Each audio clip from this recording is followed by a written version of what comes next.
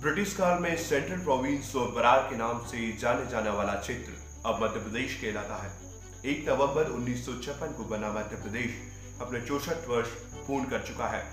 आज 10 नवंबर को उपचुनाव के परिणाम आना है और ये परिणाम फिर से एक नए मुख्यमंत्री की संख्या को इस मध्य प्रदेश की फहरिस्त में सम्मिलित कर देंगे। ये उपचुनाव हो क्यों रहे हैं और ये उपचुनाव होते क्यों हैं? इसके दो कारण हैं, जिसमें प्रत्यक्ष और अप्रत्यक्ष कारण है। वैधानिक कारणों को अगर हम गिने तो उन वैधानिक कारणों में भी जाएंगे, अवैधानिक कारणों में भी जाएंगे, लेकिन हम सबसे पहले उपचुनाव की बात करेंगे। आज 10 नवंबर है।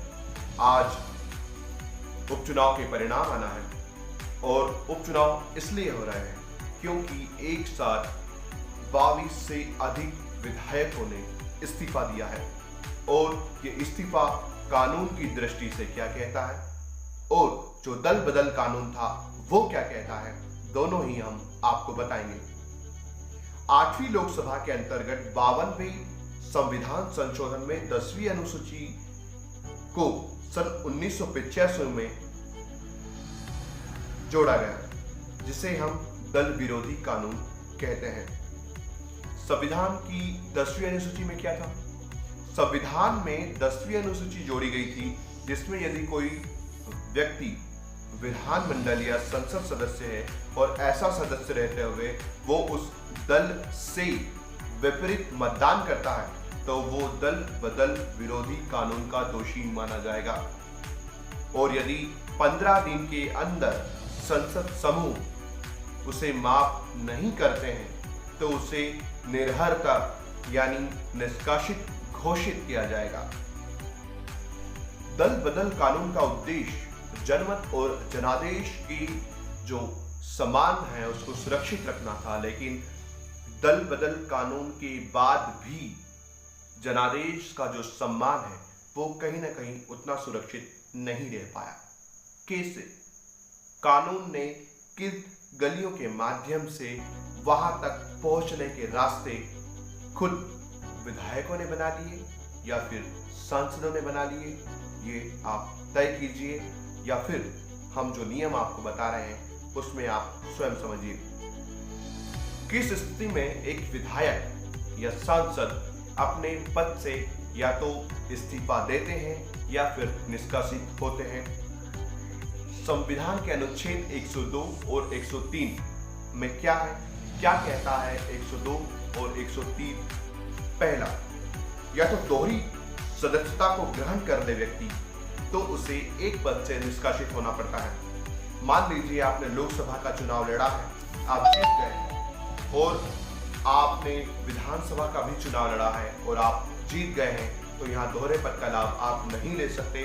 आपको या तो संसद की सदस्यता या फिर विधानसभा की सदस्यता से इस्तीफा देना होगा। दूसरा कारण,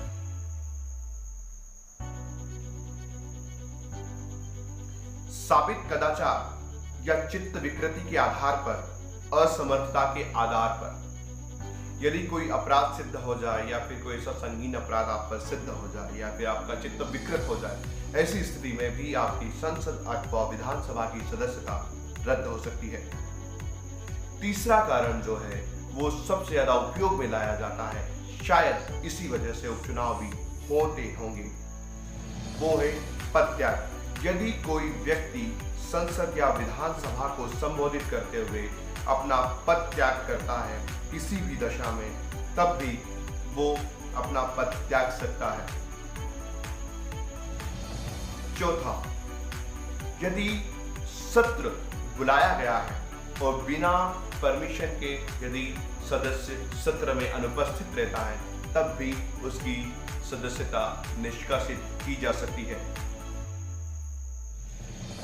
पांचवा, कोई सदस्य यदि 60 दिनों से संसद अथवा विधानसभा के अधिवेशन में अनुपस्थित रहता है तो उसका स्थान स्वतः रिक्त माना जाता है। दल बदल कानून के बावजूद भी कई सारे संविधानविदों ने कहा है कि दल विरोधी कानून बनने के बावजूद इसे सुरक्षित रख पाना शायद उतना सार्थक सिद्ध नहीं हुआ। हमने इस कड़ी में मध्य प्रदेश की बड़वानी जिले के बार काउंसिल के अध्यक्ष पुरुषोत्तम मुकाती से बात की। क्या कहा उन्होंने, सुनिए। 8वीं लोकसभा के अंतर्गत 52वें संविधान संशोधन में 10वीं अनुसूची सन 1985 में जोड़ा गया, जिसे हम दल विरोधी कानून कहते हैं। संविधान में 10वीं अनुसूची जोड़ी गई थी, जिसमें यदि कोई निर्वाचित सदस्य विधानमंडल या संसद का सदस्य है और ऐसा सदस्य रहते हुए वो उस दल से विपरीत मतदान करता है, तो दल बदल विरोधी कानून का दोषी माना जाएगा। और यदि 15 दिन के अंदर सदस्य समूह उसे माफ नहीं करता है, तो उसे नरहरित निष्कासित घोषित किया जाता है। ऐसा है, जनादेश सुरक्षित रह सके, इसके लिए और कड़े कानून बनाना चाहिए। कानून की मंशा भी यही है कि जनादेश सुरक्षित रहे।